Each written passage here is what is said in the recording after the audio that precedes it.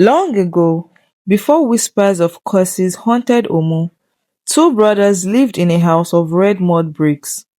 The older was Ekene, a hunter whose arrows never missed.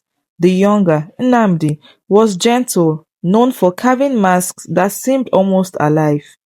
Their parents had died young, leaving them to raise each other. Though they often argued, Ekene preferring action while Nnamdi preferring patience, their bond ran deep.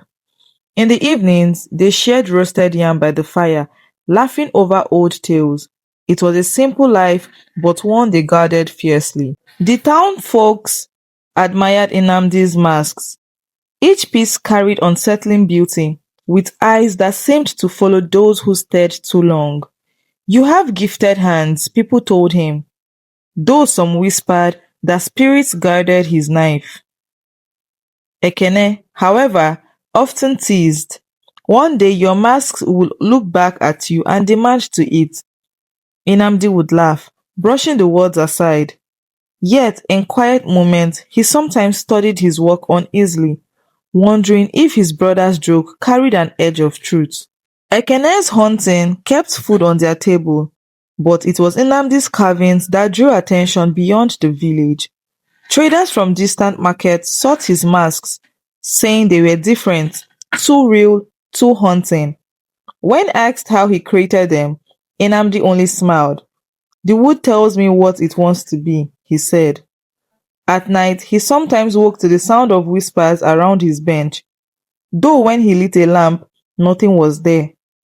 He kept this to himself, not wanting to worry Ekene. One market day, Inamdi carried a bundle of masks to sell. Ekene warned him to return before dusk. The northern path is cursed, he said. Stay clear of it. Inamdi nodded, but curiosity burned within him. He had heard rumors of a stranger, a woman selling charms with storm grey eyes that unsettled even the bravest men. She offered buyers what they most desired for a price. Nnamdi wanted to see for himself. That night, when the market closed, he did not return home. Ekene waited by the fire until the embers grew cold. When dawn came, he searched the market, but no one had seen Nnamdi return. Some swore he had been speaking to a tall woman dressed in black cloth, her hair striped with silver. Others refused to speak at all, shaking their heads like men who feared their own words. By the third day, Ekene's worry hardened into dread. He followed the trails beyond the market, desperate for signs, his heart pounding with questions he could not silence. The northern path swallowed him in shadows.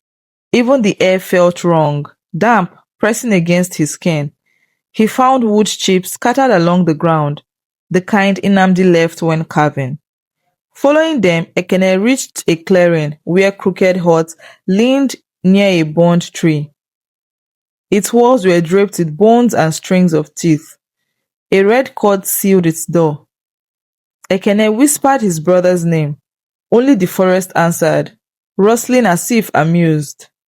Summoning courage, he caught the cord and stepped inside. The smell hit him first. Rot and herbs crushed together. Shelves sagged under jars, filled with skins, feathers, and cloudy liquids. At the center sat a clay pot, blackened as though scorched by fire. It trembled faintly, a dull sound echoing inside. Ikena's instinct screamed to leave, but something stronger pulled him back. His hand lifted the lid. What he saw twisted his stomach into knots. Floating in murky water were two human eyes, wide open, staring at him with desperate, pleading recognition. He staggered back, knocking a jar that shattered against the floor. His brother's name tore from his throat in a whisper. The eyes moved, following him. Then a voice slid into his mind, hollow and broken. Ekene. He clutched the pot in trembling hands, disbelief choking him. These were not just eyes. They were Inamdi's eyes. Terror and grief collided inside him. He stumbled out of the hut, clutching the pot, running until his lungs burned. The image of those unblinking eyes carved into his mind forever. Back in their small house, Ikena placed the pot on the table and lit a candle. The flickering flame reflected in the floating eyes, making them look alive. He wanted to smash the pot, but his brother's gaze held him still. Hours passed before he dozed off. In the dead of silence of the night, a whisper returned. Do not bury me. Find the one who took the rest of me. Ikena jolted awake, drenched in sweat, staring at the pot that pulsed like a living heart. By morning, he sought out Mama Ifoma, the oldest trader in town, known for her secrets. When Ikena described the woman and the hut, her face drained of color. Adako, she murmured, a woman who bargains with shadows. She trades with spirits, feeding them pieces of the living. Once she marked someone, they belong to the darkness unless reclaimed. Ikena's hands tightened around the basket hiding the pot. Mama Ifoma leaned closer. If your brother's eyes leave, then he still lingers. You must act quickly. Ikena returned to the northern part, the basket heavy against his chest. Adaku stood, waiting outside her hut, tall and still, her storm grey eyes watching. She smiled faintly, as if amused. So, she said, you found my gift. Ikena's anger flared. Return my brother, he demanded. Adaku's expression did not change. He wandered into the space between worlds. His body is claimed, but I preserved his sight. With it, he may yet find a way back, but only if you dare follow. She pointed to the burned tree. Beneath its roots lies a passage. Take his eyes there, and perhaps you will see him again. But beware, the thing that claimed him does not release easily. Ekene's chest tightened. Why do this? He asked. Adako's voice softened. Because once I lost a son to that place, I could not save him, so I help others try. Though most fail, her stormy eyes lingered on him. Go, hunter. If you return, you will not be the same. Ekene pried open the roots, revealing a narrow hole. Cold air seeped from it, smelling of iron and damp earth. Clutching the basket, he descended into darkness. The earth closed around him until the tunnel opened into a cavern, lit by faint unnatural glow. Water pooled at its center, black as oil, and mist coiled above it. Whispers filled the chamber, hundreds of voices, all murmuring at once. His skin crawled. He set down the pot. His eyes gleamed in the strange light, watching the mist hungrily. The whispers changed, merging into one. Nnamdi. The mist stirred, thickening into a form, first vague, then sharper. A figure emerged, eyes hollow, face pale. Ekene's breath caught. It was his brother, though not whole. Brother, the shape whispered inside his mind. I was taken by something that feeds on fear. It offered me endless craft, but at a price I did not understand. Now I am trapped. Ekene's heart ached. How do I free you? The figure's hollow gaze turned towards the dark fold of the cavern wall. The wall seemed alive, breathing. From it seeped a cold wind, carrying the stench of decay. It dwells here, Inamdi's voice whispered. It collects what men give away without knowing. Do not offer fear. It is the sweetest to it. Offer something else, something it cannot refuse. Ekene gripped the pot tighter, his jaw clenched. He had faced lions and leopards, but never this. Still, he stepped forward, into the fold of darkness where the whispers thickened into a chorus that pressed against his bones. The shadow beyond was filled with shadowy figures, people with no faces drifting like broken memories. At the center sat a being on a throne of roots. It had no mouth, no eyes, only smooth skin stretched over its head. Yet Ekene felt its gaze pierce him. The voice that filled the chamber was many at once. A soul wandered here. He gave what he valued, and I kept it. His sight was traded. His craft was fed. Why do you come, hunter? Ekene raised his chin, heart hammering. I come for my brother. The faceless being tilted its head. He belongs to me. Yet you carry his sides. That is power. Ekene swallowed his fear. Take me instead. A sound like laughter echoed, though no mouth moved.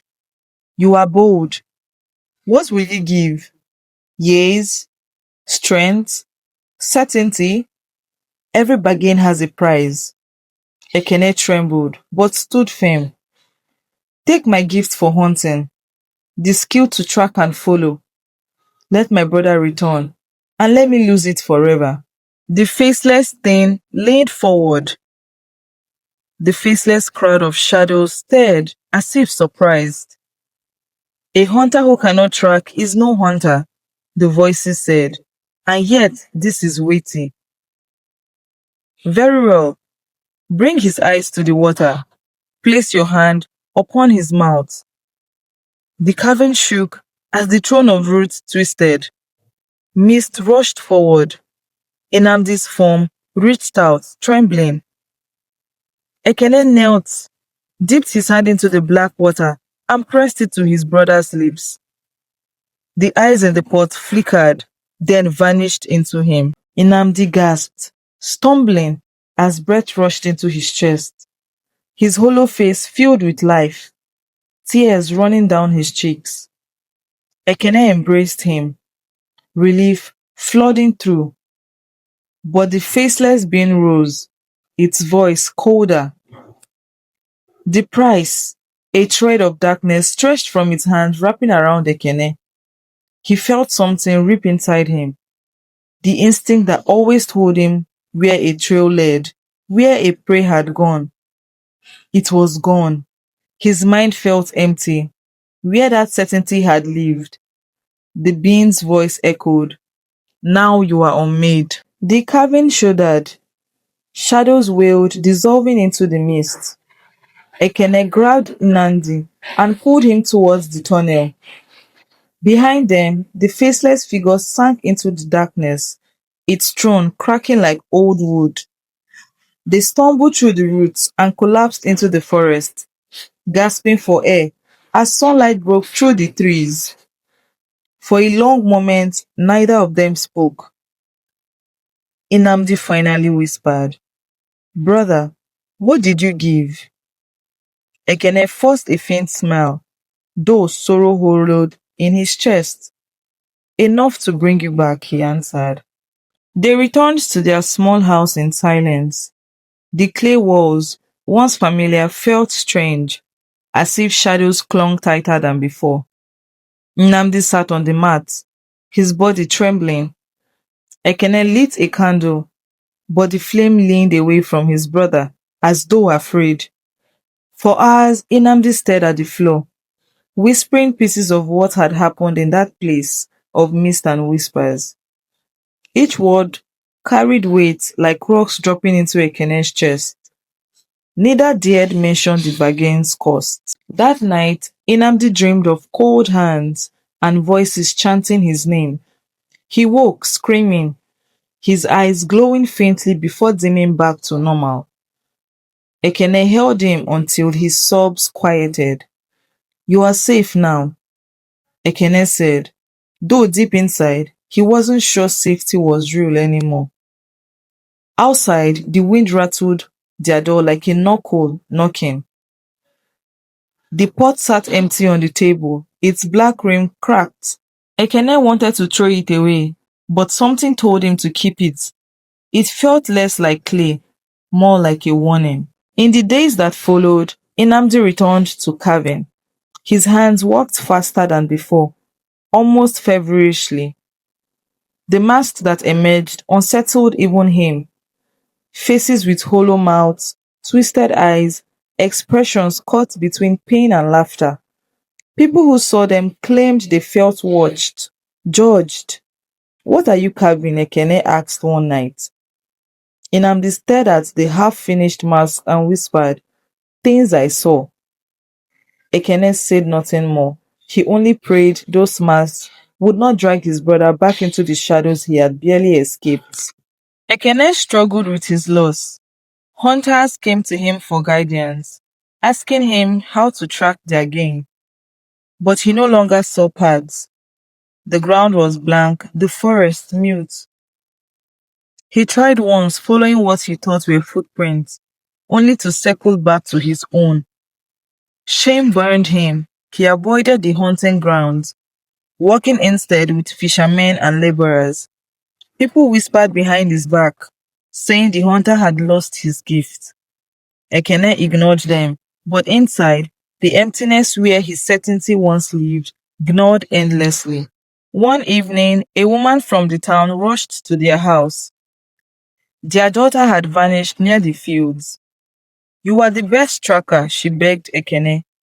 His heart twisted. I cannot, he said, shame heavy in his voice. Inamdi stood and took his hand. We will look, he said firmly. They gathered villagers with torches and searched into the night. Ekene closed his eyes, listening, not to footprints, but to the wind, to the faint hum of voices in the grass. There, he whispered, pointing towards the river. Behind the reeds, they found the little girl, scorched, shivering but alive. Her mother's cry split the night, filled with relief. Whispers rose among the villagers.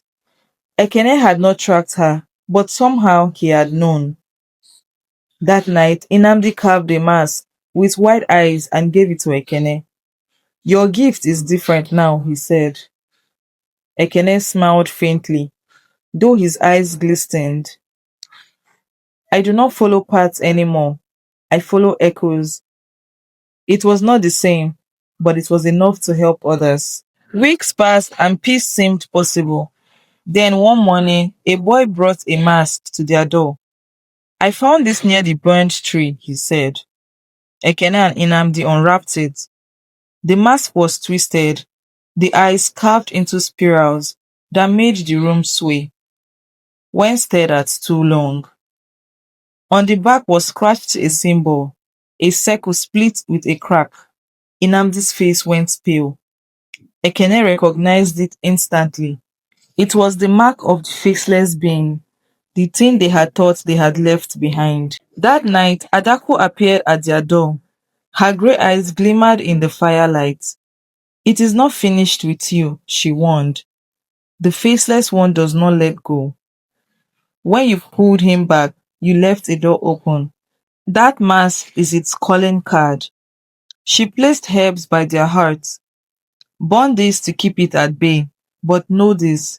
One day it may demand another prize. Her voice broke slightly as she added, pray it does not choose to collect from both of you. The brothers sat in silence long after she left. Inamdi turned the mask over and over in his hands. It still wants me, he whispered. Ekene clenched his fist. Then it will have to fight me. He threw the mask into the fire, but instead of burning, it screamed, a low, hollow sound that shook the walls. The villagers heard and came running, but by the time they arrived, the mask had melted into ash. The house reeked of smoke, and the pots on the table had cracked further. Strange things followed. Children spoke of seeing shadowy figures at the edges of fields. Goats were found with eyes missing, their bodies untouched. One night, a neighbor vanished, her door left wide open. Fear spread like fire through Omu. People looked at Ekene and Inamdi with suspicion, whispering that they had brought something back from the forbidden parts. Inamdi kept carving, each mask darker than the last. Ekene begged him to stop, but he shook his head. I cannot. If I stop, the voices will grow louder. One market day, Ekene found a mask lying on Inamdi's stall. It was not one he had carved. Its face was featureless, smooth where eyes and mouth should be. Ekene's stomach knotted. Did you make this? He asked. Inamdi's hand shook. No, I don't know how we got there. The mask's surface seemed to ripple faintly, as though alive. Ekene wrapped it in cloth and buried it outside the village. But when he returned, the same mask sat on their table waiting. Ekene confronted Adako. How do I end this? He demanded. She studied him with weary eyes. You don't end hunger. You only starve it until it grows restless and leaps for another victim. But you, she touched his heart. You've made a bargain. It knows your scent. It may follow you until you die. Ekene clenched his jaw. Then I will fight it every time it comes. Adaku's expression softened, almost pitying. Even the strongest grow tired. Pray your brother is never marked again. That night, Inamdi awoke, gasping, clutching his face. Ekene rushed to him. What is it? He cried. Inamdi's eyes glowed faintly in the candlelight, like they had when he first returned. It's calling me, he whispered. It wants me back. Ekene held him tight. Then I will hold you until it breaks. But the whisper in Inamdi's mind grew louder. He began to carve faster, his marks more grotesque, as if trying to trap the faceless thing inside wood. Each one he finished, however, cracked within hours, as though rejecting him. Ekene watched helplessly as his brother wasted away, thinner each day. The town grew fearful, demanding the brothers leave before their curse spread. Ekene refused, standing between Enamdi and the angry villagers. If anyone touches him, they will answer to me, he growled. But inside, he feared they were right. At night, he dreamed of the faceless throne, the voices whispering, Your trade was not enough. Each morning, he woke with bleeding palms, as though he had clenched invincible thorns in his fist while he slept. One stormy night, the pot shattered with a sharp crack. Both brothers rushed to it, but only fragments remained. From its pieces rose a thin shadow, formless but heavy. It slittered across the walls, filling the house with icy breaths. It is free, Inamdi whispered, trembling. Ekene grabbed his hunting knife, though it felt useless. The shadow formed into a faceless outline pointing at Inamdi. No, Ekene roared, stepping between them. The shadow paused, then turned its empty gaze towards him, as though remembering their bargain. The shadow spoke without a mouth, its voice filling every crack in the walls. Your gift was given, but debts are long. Ekene's heart pounded. Take me, not him, he demanded. The faceless thing tilted its head. You are already hollow, but perhaps your silence will do. Suddenly, Ekene felt his throat tighten. His voice vanished, stolen mid-breath.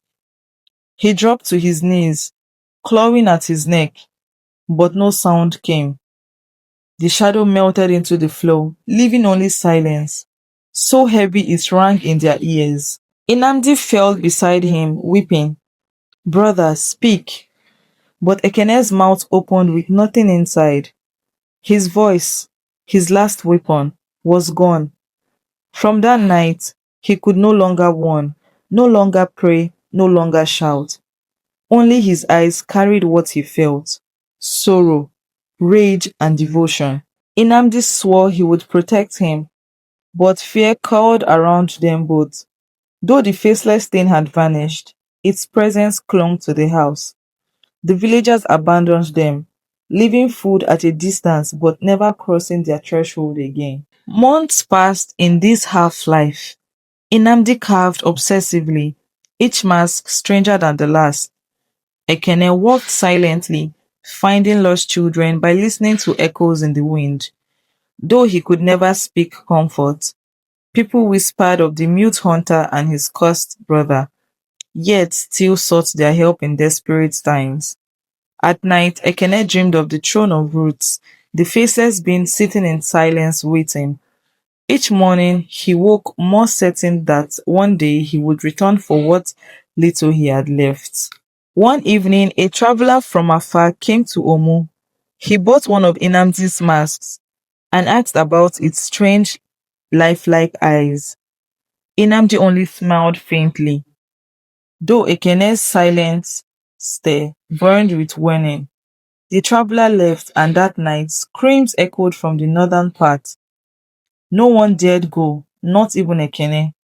By dawn, the traveler was gone, and only a mask remained at the edge of the village, featureless, smooth, and marked with the circle crack symbol. The faceless one had found a new prey, but its shadow lingered. Years later, when children told tales of Omu, they spoke of two brothers, one who carved masks too real and another who had lost his voice to the faceless hunger. Some claimed the brothers still lived in the crooked house, guarding each other in silence. Others swore their spirits roamed, warning travelers never to bargain with shadows. Yet one truth endured. In a shattered pot once found in the forest, two eyes had floated, alive and pleading, and those who looked into them never forgot. Thank you so much for watching. If you got to this point, please give this video a thumbs up. It will help grow my small YouTube channel. If you haven't subscribed yet, do well to subscribe and turn on post notifications so you get notified when I post more interesting contents like this. If you haven't gone through my channel yet, do well to go through my channel. I have more interesting videos like this. Do well to watch each video and leave a comment and a like on each video. See you guys in my next video. Bye.